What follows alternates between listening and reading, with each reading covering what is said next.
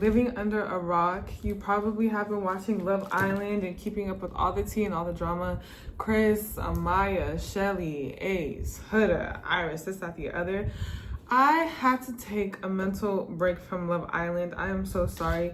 And I had to batch, you know, the days that I watch it because it was causing me so much freaking distress. I don't know if it's duress or distress.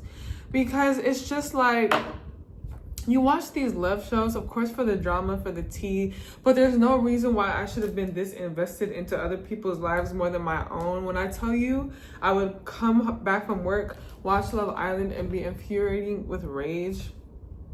It's not a joke, and I need to go touch grass. I really do. But I wanted to make a video today talking about like love. First of all, I want to give my opinion on the Love Islanders on the show. If you haven't caught up to Love Island, I'm so sorry. This is definitely going to be a spoiler alert. But we have on the show right now, Chris, Huda, a couple, Shelly and Ace, a couple, Amaya and Brian, a couple, and Iris and Pepe, my favorite, a freaking couple. I'm gonna dissect these couples one by one. Chris and Huda, y'all don't need to be together. I don't understand why Chris is still trying to make it work with this girl, Huda. Every time a man is in a relationship with you, why are they miserable? That's a red flag. Huda is really starting to remind me of my mother with the constant nitpicking, the constant opinions, the constant crying.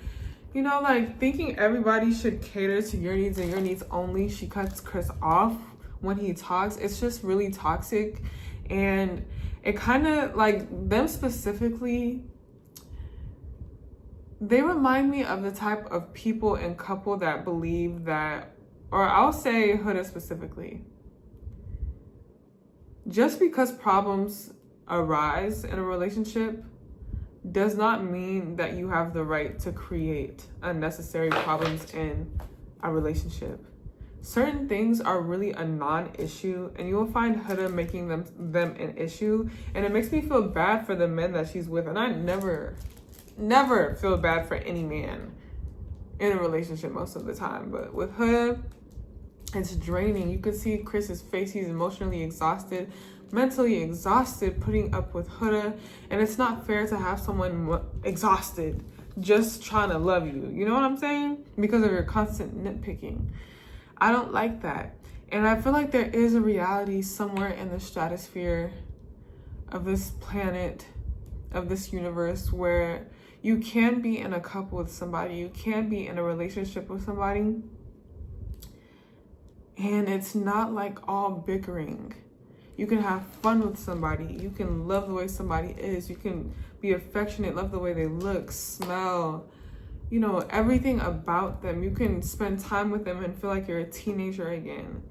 And it can really be a happily ever after. And I feel like Love Island is, of course, it's going to be drama. It's TV. But I feel like I wanted it to remind me that, yes, you can have a fairy tale. Maybe the other seasons were like that. This is my first time watching Love Island. You can have a fairy tale relationship. You know what I mean? Like, I really want to experience the type of love where you guys just enjoy being around each other. That's your person, and it's long lasting, and you want to be next to them, and you laugh together, you joke together, you experience good things in life together. You guys go through the journey of life together. Like, I'm a hopeless romantic bad.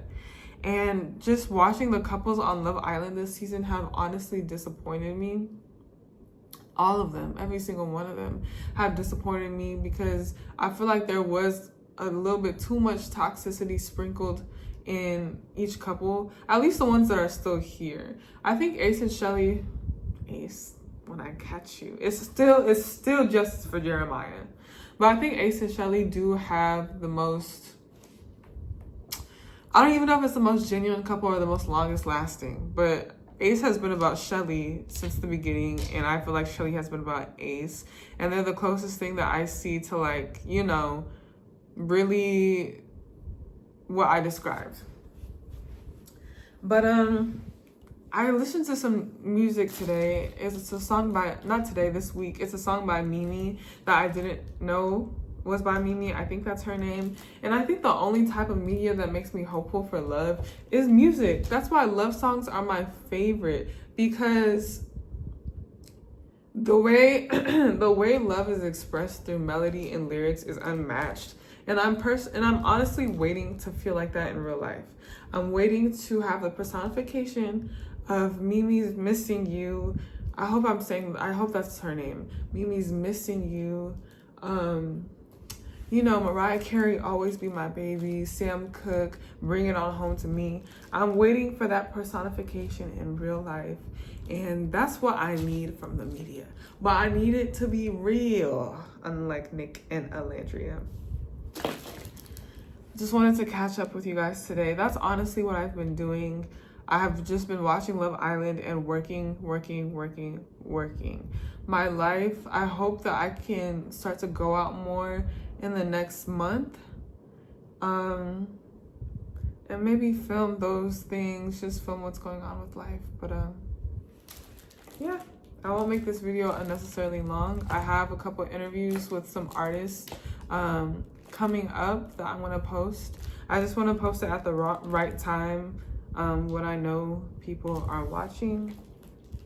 But long story short, I think despite Love Island, despite the toxicity we see in media, I think love is attainable. I think love where you guys just enjoy each other's company and love living life together is attainable. Maybe it just takes some patience and a little bit of being a hopeless romantic and just finding your fit. But yeah, I'm out.